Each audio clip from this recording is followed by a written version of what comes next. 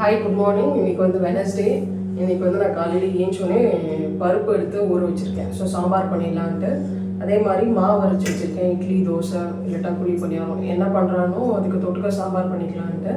பொரியல் வந்து நேற்று நைட்டுக்கு நான் வந்து கீரை க்ளீன் பண்ணி வச்சிட்டேன். அதனால் கீரை பொரியல், அதுக்கப்புறமா சீப்பங்கொழுங்கு பொரியல். ஸோ இது 2 பண்ணியிருக்கேன். டைம் இருந்தால் புதினா துவையல் என் பொண்ணுக்கு ரொம்ப பிடிக்கும். ஸோ அது வந்து இட்லி தோசைக்கு ஏதாச்சும் தொட்டுப்போம். ஸோ இது வந்து நான் நேத்திக்கு அரைச்ச வந்து மாவு ரெட் ரைஸில் வந்து ஊற வச்சு அரைச்சேன். ஸோ இது வந்து நல்லா பிடிச்சிருச்சு. இதில் வந்து நான் வந்து கொஞ்சம் கீரை வாங்கிட்டு வந்தேன். அதை அரைச்சி அதுக்கப்புறம் கொஞ்சம் கேரட்லாம் சேர்க்க போகிறேன். ஸோ அதனால் நான் என்ன பண்ணேன்னா அதை எடுத்து ஊற வச்சுட்டு ஃபஸ்ட்டு பருப்பு வேக போட்டுடலான்னு. ஏன்னா ஸ்டவ் காலியாக இருந்துச்சு. ஸோ நான் வந்து பருப்பு வேக போட்டுட்டு நெக்ஸ்ட்டு வந்து காய் தான் ரெடி பண்ணேன். காய்க்கு வந்து நான் சேப்பங்கிழங்கு பொரியல், கீரை பொரியல் பண்ணலான்னு இருந்தேன். சேப்பங்கிழங்கு பொரியல் இன்னொரு ஸ்டவ்வில் வந்து நான் தண்ணி ஊற்றி வேக போட்டுட்டேன். 2 ஸ்டவ்லையுமே குக்கிங் நடக்குது. ஸோ அதனால் இப்போ வந்து கொஞ்சம் க்ளீனிங், அதுக்கப்புறம் கட்டிங் வேலைலாம் நான் பார்ப்பேன். ஸோ கொஞ்சம் கீரைலாம் நான் க்ளீன் பண்ணி வச்சுட்டு, அதே மாதிரி இது வந்து முடக்கத்தான் கீரை வாங்கியிருந்தேன். இது வந்து கால் கை பெயினுக்குலாம் ரொம்ப நல்லது. எனக்கு ஜாயிண்ட் பெயின் இருக்கிறதால நான் வந்து இதை வந்து அரைச்சி சேர்த்துக்கலாம்னு சொல்லிட்டு கொஞ்சம் கவரில் வாங்கிட்டு வந்து வச்சுருக்கேன்.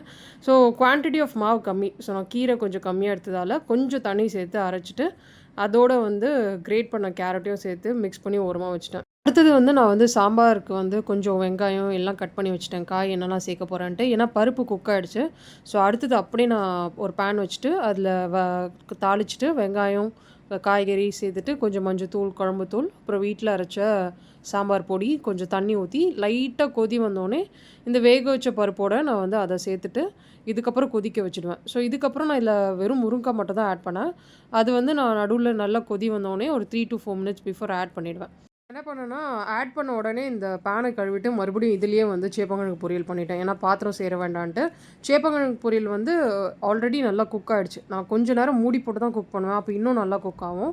கொஞ்சம் நல்லா குக் ஆகிட்டோடனே ஓப்பன் பண்ணி குக் பண்ணுவேன். ஸோ அப்போ நல்லா உங்களுக்கு வந்து அந்த நல்லா ஃப்ரை ஆகிடும், நல்லா உள்ளியும் குக் ஆகிடும். ஸோ ரெண்டுமே சாம்பாரும் ரெடி ஆகிடுச்சு, சேப்பங்கிழங்கும் ரெடி ஆகிடுச்சு. ரெண்டுத்தையும் எடுத்து வச்சுட்டு ஸ்டவ் காலியாக இருந்துச்சு. ஒரு சைடு வந்து நான் வந்து அரிசி போட்டுட்டேன். இன்னொரு சைடு வந்து கீரைக்கு முன்னாடி புதினா பண்ணிடலாம். ஏன்னா புதினா பண்ணிவிட்டு வாஷ் பண்ண தேவையில்ல. ஸோ புதினா மட்டும் பண்ணிட்டோன்னா ஜஸ்ட் வதக்கிற வேலை தான். அதுக்கப்புறம் மறுபடியும் நம்ம எண்ணெய் ஊற்றி தாளிச்சிட்டு கீரை பண்ணிக்கலாம்னு சொல்லிட்டு புதினா துவையல் தான் ரெடி பண்ணேன்.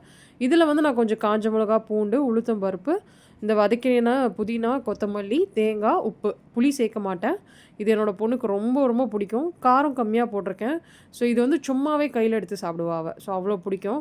ஸோ அதை ரெடி பண்ணி வச்சதுக்கப்புறம் அப்படியே நான் வந்து கீரைக்கு வந்து எண்ணெய் ஊற்றி தாளிச்சிட்டு பூண்டு, வெங்காயம் போட்டு வதக்குறப்பறம் கீரையும் போட்டுட்டு நல்லா வதக்கிட்டு நான் வந்து ஃபைனலாக தேங்காய் போட்டுட்டேன். தேங்காய் மட்டும் நான் வந்து இந்த புதினா அரைக்கிறதுக்கு முன்னாடியே கொஞ்சம் தேங்காய் அரைச்சி தனியாக எடுத்து வச்சுட்டேன்.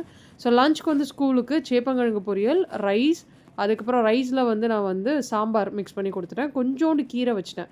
ஏன்னா கீரை வந்து நம்ம ஸ்கூலில் நான் என்ன ஸ்கூல் கொடுக்குறோம் அவள் சாப்பிட்ருவா. ஸோ ஸ்கூல் பேக்கிங் மட்டும் முடிஞ்ச அளவில் காய் அதிகமாக வச்சாலும் அவள் சாப்பிட்டுட்டு வந்துடுவா. மார்னிங் பிரேக்ஃபாஸ்ட்டுக்கு வந்து இந்த குழி பணியாரம் தான் ரெடி பண்ணேன். இதுக்கு தொட்டுக்க வந்து புதினா கொடுத்துருந்தேன். நான் சாம்பாரும் வச்சேன், புதினாவும் வச்சேன். ஆனால் புதினா மட்டும்தான் அவள் சாப்பிட்டா. ஏன்னா புதினா அப்படியே கையில் எடுத்து சாப்பிடுவா அவள். நம்ம சாப்பாடு எப்படி சாப்பிடுவோமோ அந்த மாதிரி அவ்வளோ பிடிக்கும் என் பொண்ணுக்கு. ஸோ அதுக்கப்புறம் நான் ஸ்கூலில் விட்டுட்டு வந்துட்டு மறுபடியும் கொஞ்சம் மாவு வந்து கையில் கலக்கி வச்சேன். ஏன்னா இது ஃப்ரிட்ஜில் இருக்க மாவு எடுத்து கையில் கலக்கி வச்சா தான் நல்லா புளிக்கும். ஸோ ஈவினிங் அப்போ வந்து வெயில் நல்லா அடிக்குது. ஸோ புளிச்சிடும். ஈவினிங் வந்து தோசை, இட்லி ஊற்றிக்கலான்னு எடுத்து கலக்கி வச்சுட்டேன். ஸ்கூல்லேருந்து உட்டோனா கெட் அப், பைட்டோனா சிட். ஓகேவா? சரி, இந்த ஷோல்டரில் என்னமோ இருக்கு பாரு. நான் என்னோட லஞ்ச்லாம் சாப்பிட்டுட்டு அதுக்கப்புறம் பாத்திரம்லாம் இப்போ வாஷ் பண்ண போகிறேன். அதே மாதிரி ஸ்கூல்லேருந்து குழந்தையோட பேஸ்கெட்டும் எடுத்துகிட்டு வந்துட்டேன். ஸோ அது அந்த டிஃபன் பாக்ஸ்லாம் இருக்குது, அதெல்லாம் வாஷ் பண்ணி வச்சுக்கலாம். இன்றைக்கி ஈவினிங் வந்து வேலையே இல்லை, சுத்தமாக வேலை இல்லை. ஏன்னா வந்து சாம்பார் காலையில் வச்சுட்டு இருக்குது. அதை வச்சுட்டு இன்றைக்கி வந்து மாவும் கலக்கி வச்சுட்டேன். அதை வச்சுட்டு தோசை இல்லாட்டா இட்லி ஊற்றிடுவேன். ஸோ இன்றைக்கி வேலைலாம் எதுவுமே இல்லை, ஃப்ரீ தான். இதுக்கப்புறம் கொஞ்சம் கிச்சன் க்ளீன் பண்ணி வச்சுட்டேன்னா இதோட ஒரு 6 o'clock இட்லியோ தோசையோ ஊற்றிட்டேன்னா இன்றைக்கி இதோட ஃப்ரீ தான். வந்து நான் காலையிலே கரைச்சி வச்சுட்டேன். ஸோ இது வந்து ஈவினிங் கண்டிப்பாக புளிச்சிடும், நல்லா வெயில் அடிக்குது. சாம்பார் கொஞ்சம் இருக்குது, ஸோ அதை ஹீட் பண்ணி வச்சுருக்கேன். இது வந்து சாம்பார், இந்த தோசை, இட்லி ஏதாச்சும் ஊற்றிட்டு வீட்டில் ஒரு பொடி இருக்குது, கருவேப்பிலை, முருங்கைக்கீரை பொடி. ஸோ தான் நைட் டின்னர் சிம்பிள். வேலை எனக்கு எதுவுமே இல்லை. ஸோ இப்போ வந்து கொஞ்சம் எடிட்டிங் ஒர்க், அதுக்கப்புறம் ஈவினிங் கிளாஸ் கூட்டிகிட்டு போகணும். அதுக்கப்புறம் கொஞ்சம் துணி மடிக்கிற, வீட்டு க்ளீன் பண்ணுற வேலை தான் இருக்குது. ஸோ ஈவினிங் நான் கிளாஸ் முடித்தோடனே வீட்டுக்கு வந்தோடனே ரொட்டீன் எப்படி போகுதுன்னு காமிக்கிறேன்.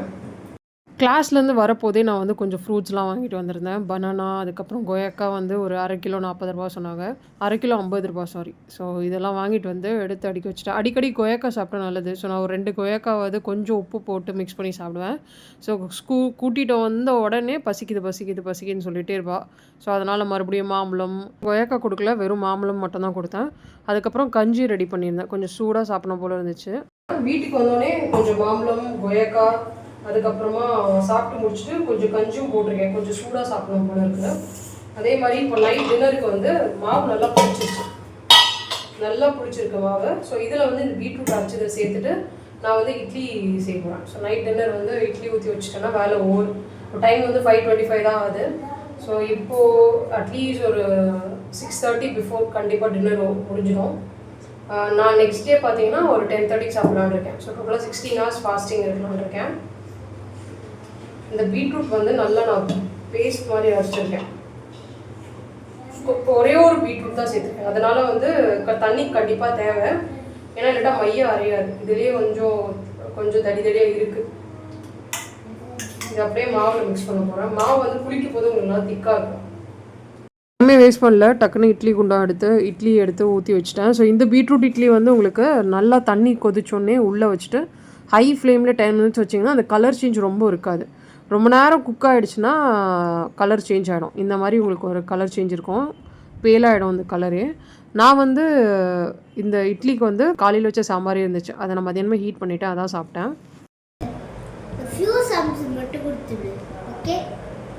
நைட்டு படிக்கலாம்.